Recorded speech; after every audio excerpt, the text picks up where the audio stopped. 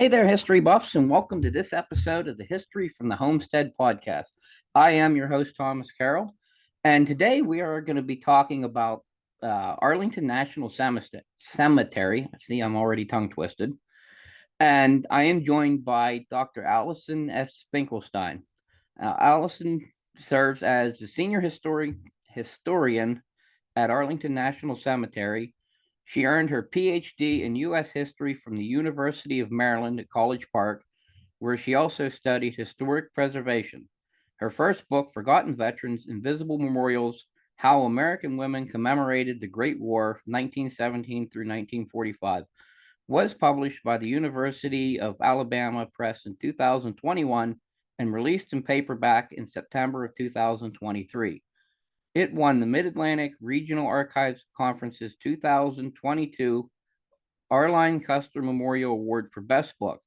From 2017 to 2018, the Arlington County Board appointed her as the chair of the Arlington World War I Commemoration Task Force. So, Allison, thanks for joining me today. Thank you so much for having me. I'm excited to connect with you and your listeners. Yes, and everybody, I'm sure everybody's familiar with Arlington National Cemetery, but probably not a lot of people are familiar with the history before it was a cemetery, well before it was a cemetery. And we go all the way back to George Washington times, basically. So, and it was George Washington Custis was the original. Well, I shouldn't say original landowner. It was the Native Americans are actually the original landowners. But so, what was George Washington Custis's connection to our first president? Thank you. I'm really glad you mentioned the indigenous people because it's important to really start off any discussion about the Arlington property with the fact that there was some kind of indigenous occupation there. And the historical and archaeological record is a little bit scarce, so I won't get into it in a lot of detail, but we do have some evidence of Native American occupation. And then the history from the United States point of view really comes into play with George Washington Parke Custis. So George Washington Parke Custis was the grandson of Martha Washington and the step-grandson of our nation's first president, George Washington. And George Washington and Martha Washington really raised George Washington Parke Custis. They served as his parents and really had a major impact on his life. George Washington Parke Custis eventually inherited land from his biological father that is today the Arlington property. And after he inherited this land, he decided to turn it into his family's home. Using the labor of enslaved African Americans, he had a large house built on the top of the hilltop overlooking the Potomac River. That today is, of course, Arlington House. And he raised his family there, but he also intended for this large neoclassical mansion to act as a living memorial to George Washington. He was very enamored with his step grandfather and wanted to ensure that his memory would be passed on. And even today, if you're across the river in Washington, D.C., in Georgetown, on Memorial Bridge, or maybe the Kennedy Center rooftop, you can look out and very clearly see Arlington House. So you get a sense of how prominent it has always been and how it could be used as Parke Custis intended to memorialize George Washington. Today, the Arlington House Historic Site is actually run by the National Park Service, not the U.S. Army. The U.S. Army runs Arlington National Cemetery, and the Park Service has basically an island of land that they own that comprises the Arlington House Historic Site within the larger boundary of Arlington National Cemetery. So I really encourage your listeners to check out the National Park Service's resources about Arlington House. And if you come to Arlington, go up, visit the house, visit the enslaved quarters, learn about the story of the people who lived there, the people who were enslaved there, and how that property functioned until the eve of the Civil War.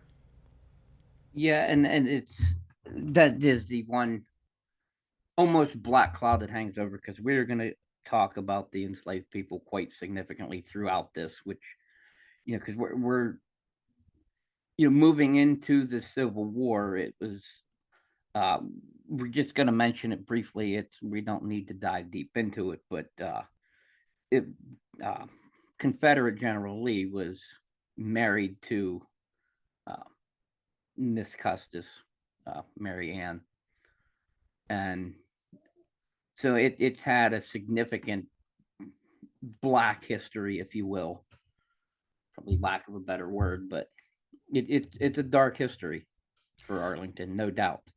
Yeah, I think it's important to really specify for your audience that Robert E. Lee never owned the home or the property. George Washington Parke Custis passed it down to his daughter, Mary Anna Randolph Custis Lee, who did marry Robert E. Lee, so she was the owner. And Robert E. Lee and Mary did raise their family there. Robert E. Lee had many interactions, some of them very negative, as other historians have written, with the enslaved people on that property, but he never actually owned the property, which is an important distinction to make. Yes. I also just want to mention, if we're talking about the narrative that the National Park Service shares about Arlington House, out of respect for my colleagues there, they're portraying the narrative in a much more balanced way now. And they're really talking about the lives of the enslaved as well as the lives of the Lee and Custis family. And one example of that is actually related to Mary and Robert E. Lee themselves because they were married in the parlor of Arlington House. But about 10 years prior, Mary's enslaved black half sister was also married in that parlor. Mariah Syphax married Charles Syphax in that same parlor.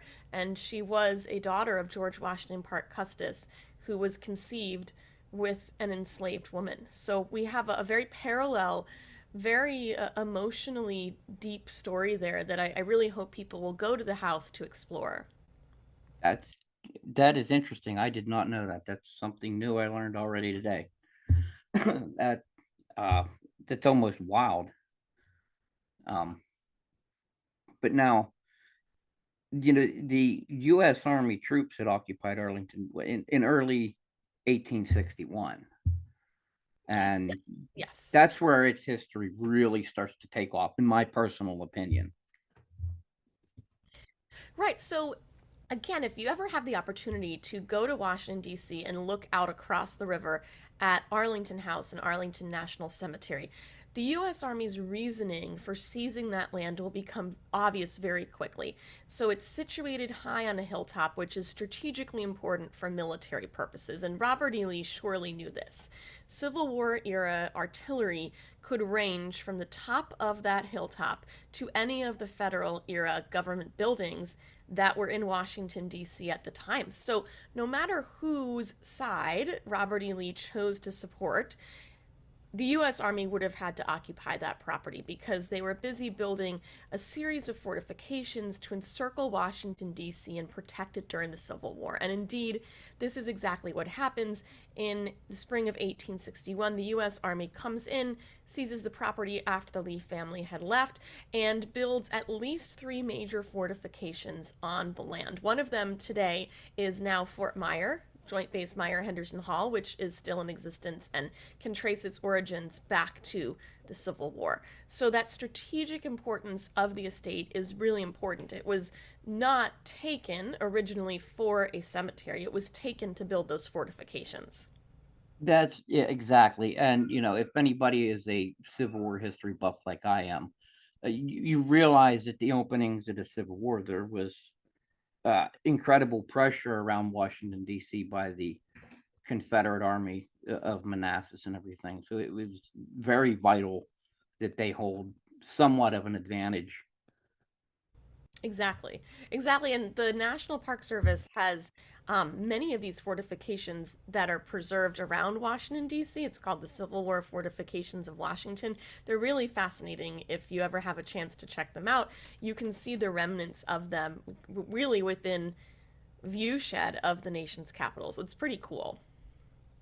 Now, another really important part of Arlington was Freedman's Village, which is the one I really want to focus on a lot as well as myself because it's another thing you probably didn't realize from Arlington if you haven't read into the history. Yes, thank you for bringing it up because that's really the next part of the story of the Arlington property's evolution. So, starting in 1863, the U.S. Army used the Arlington property not just for fortifications, but also for a temporary settlement for formerly enslaved people. Um, so, as the Civil War continued on, enslaved people were coming up from the South trying to escape to U.S. lines. They were trying to seize their own freedom. And this essentially created a refugee problem for the Washington, D.C. and Northern Virginia area. These people were wartime refugees in every sense of the word. They had no property, they had no income, they had no way to support themselves, and they were very much in danger during the war. So the US government realized eventually that they had to do something about this, and they started to establish freedmen's villages, also called contraband camps, around the area. And there's a history of these throughout Virginia as well as some other places. So the one at Arlington was not the only one, but it did become somewhat special because it was intended to be like a model community to demonstrate how these refugee settlements could function in a successful and positive way, with the goal being to help these people transition from enslavement to freedom. One of the stories I really love sharing with visitors is that Sojourner Truth actually spent time in 1864, I believe, at the Arlington Freedmen's Village, working there, trying to help teach skills to the residents. So it's really a fascinating part of the property's history, especially because even though it was intended to be temporary, it thrived so much. There were churches, schools, homes for the elderly, that it actually continued long past whenever the federal government intended it to. And there evolved after the Civil War a back and forth between the government and the residents. The residents wanted to stay, the government wanted them off the property. There were a lot of people advocating on behalf of the residents. Eventually, by 1900, the entire village was dismantled and everybody was gone from the property. But many of the families who had established roots at Freedman's Village remained in the Arlington area. Many of them still have descendants today that are either in the Arlington area or involved with this larger community, and it really has a lasting legacy on Arlington County, including this national level importance of how the US government was really trying to figure out what to do with enslaved people and how to navigate that transition. Do we know approximately how many had lived at the village there at Arlington? I don't have a number off the top of my head, but there's a great map from the Library of Congress that shows the village and the houses, and there were dozens of houses. I haven't counted them. In fact, you're making me think that maybe one day I should magnify that image on my computer and see if I can count the individual lots. But it was a fairly sizable community. And for anybody who's interested, to the viewers, I will share a link of that on the Library of Congress website. I actually looked at it and I didn't count it either. Well, I think you've given me a homework assignment, so And there you I can go. add that to my to-do list. For my viewers, maybe that should be their homework That's assignment. They great. should put in the heavy lifting. And then they Um, can send it over to us. But yeah, it's a really fascinating image as well because if you orient it correctly, and you do an overlay of the cemetery, you can get a sense of where it actually was. And I would also encourage your listeners, we did a webinar in February of this year with the National Archives about Freedman's Village in collaboration with a member of the descendant community. And in that video, we actually show where and how the village was oriented in terms of what's at Arlington National Cemetery today. So that's free, it's online through the National Archives. You can watch it at any time. we'll definitely have to share a link for that as well. I have not seen that video either. Um, why did the federal government decide to dismantle the village? Because I have seen pictures of it. When you look at pictures, it was a well-established community. It wasn't a tent city. Exactly. It was well established, just like any town that we have now. Yes, so it was always intended to be temporary from the outset, and the federal government didn't realize what kind of a community would begin to thrive there. But as Arlington National Cemetery was started in 1864, and I think we'll probably come back to that origin story, so I'll leave it there for now. Eventually, the cemetery became more of a place where veterans wanted to be buried, and land became more and more scarce, so that land was needed for the expansion of the cemetery. Yeah, and that's a great segue into Arlington as a cemetery, um, and how and why it was selected. And do we know who the first was to be buried there? Yes, we do. So I'll talk about him. His name was William Crispin, but I want to go back just a little bit to 1864, which was a critical period in the Civil War. You have Grant's overland campaign, you have a very desperate situation for the wounded, the sick, and the dying soldiers from both of the armies. And Washington, D.C.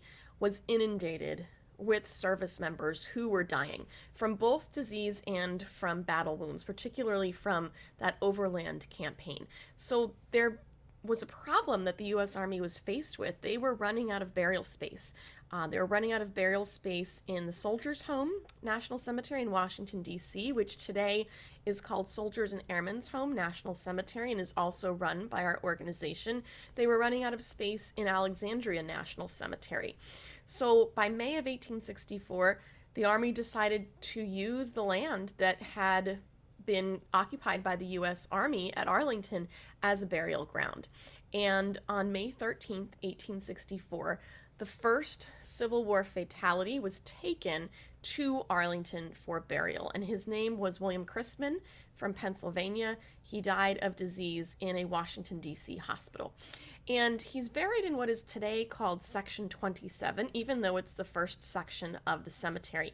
And it's very much located on the lower lying land of Arlington. It is not anywhere near Arlington House. So the first burials that were brought to Arlington were placed there in what was eventually called the lower cemetery, away from the house. The house at that time was used as offices and barracks for the U.S. Army. Those soldiers did not want to be burying their comrades near where they were living. And if you actually come out to the site and go look around Section 27, which I encourage people to do, you get a real sense of that topography and the placement of that first burial section. Yeah, and that makes sense because they're, embalming stuff and techniques that we have today did not exist. It's Exactly. grave sites were not known to be pleasant places during that time.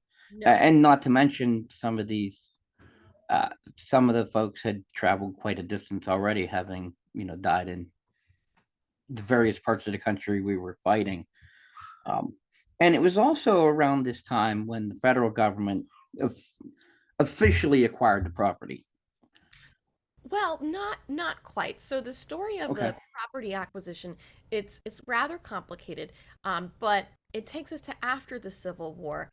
Um, Robert E. Lee's oldest son sued the federal government, saying that it had been taken without going through proper processes, and that case went all the way up to the Supreme Court by 1882. He was successful, and in 1883, the U.S. Army purchased the property from Robert E. Lee's eldest son. I see. And that's almost one of those, again, my personal opinion. Sometimes to the victors go the spoils. That's that's how it goes sometimes too. And it's very glad they did because it is a beautiful place. I visited a lot. I haven't visited recently. I do need to come back now. That's my homework assignment is coming back for a visit. I recommend Um, the fall or the spring, not August. yes, yeah, yeah. um, and we also wanted to talk about too the Arlington National Cemetery education program. Um, that is something I'm not 100% familiar with, so that I will let you plug that, please. No, thank you. It's actually relatively new. It's only been in existence since about 2020, 2021, and I know a lot of people just haven't been able to get back to traveling at normal speeds since the pandemic. So the education program, it's really aimed at several different audiences. It's aimed at students and teachers of all ages from elementary, middle, and high school. It's aimed at families who are coming with small children.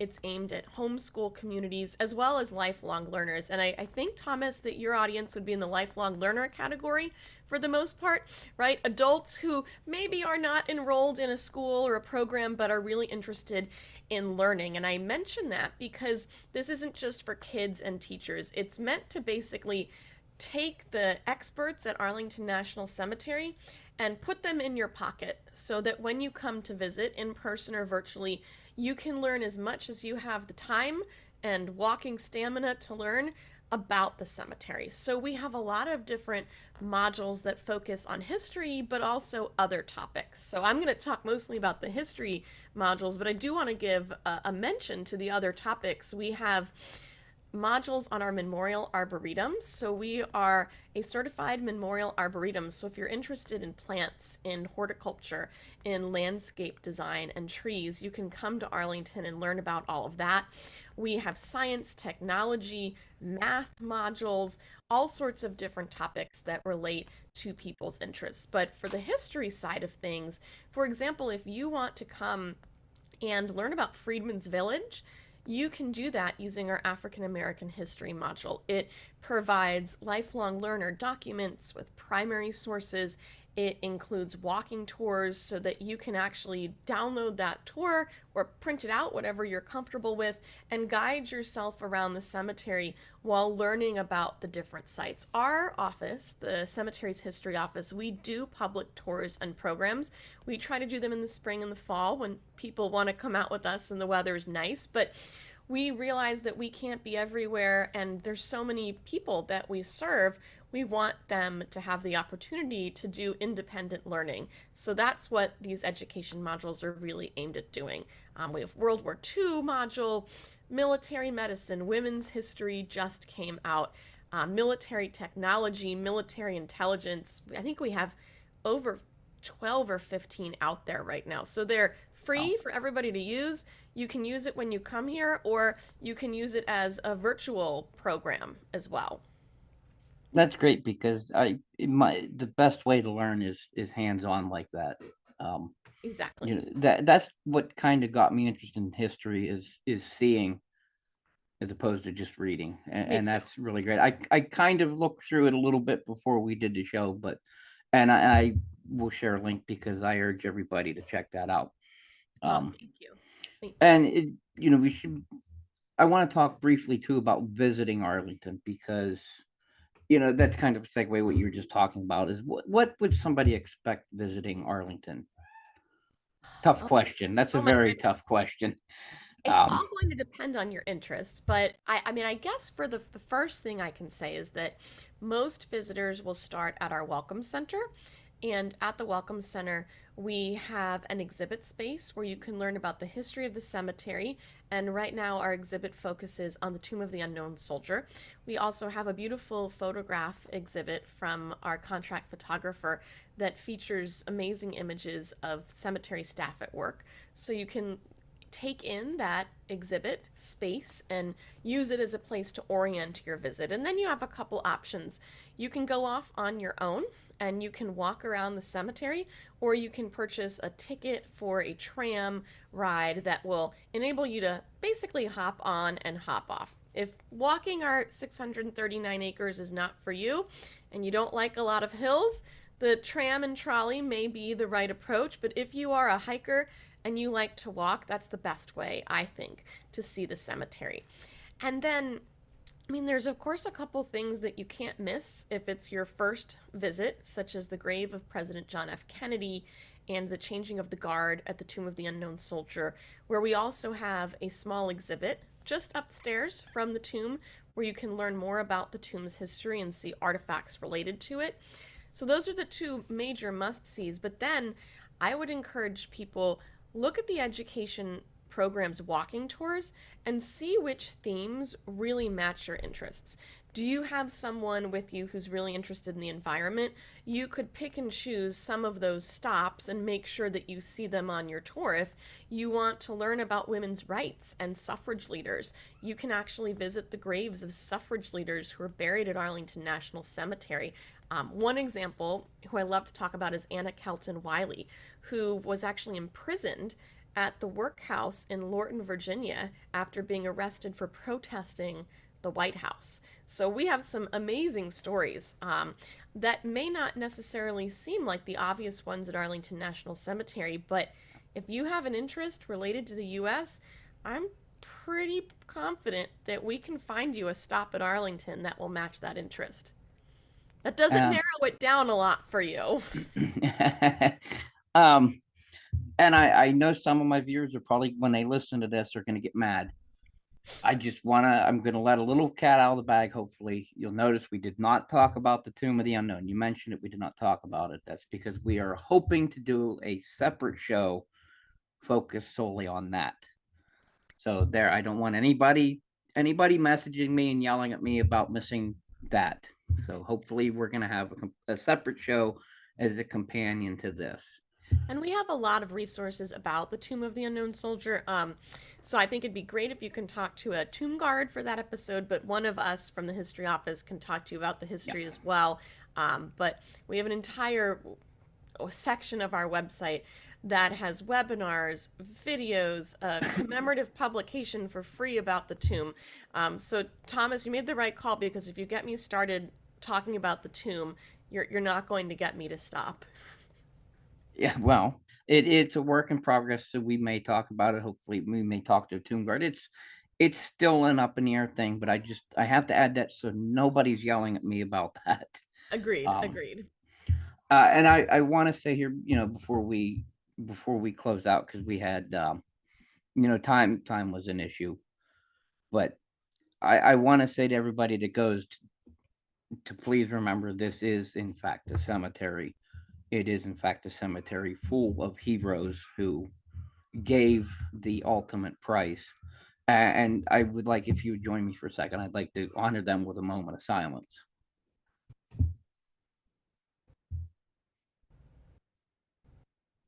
So, and Allison, I thank you for joining me about this. It was interesting to talk about, and we probably, if we'd have really got into depth on everything, we probably would be here till midnight at the very least. So, I thank you so much for joining me.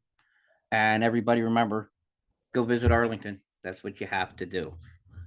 Oh, thank you. Thank you so much for having me. And I certainly hope that folks come out to visit or follow us at Arlington NATL on social media. We do a lot of virtual programs as well. So if you can't travel to Virginia and DC, that's okay. You can still participate in many of our programs and learn from us. Also, too, another homework assignment for my viewers. We mentioned at the beginning of the show, your book, they have to go buy it and read it, including me. I have not read it yet. Uh, so again, thank you for joining me. Oh, thank you so much. I really enjoyed this.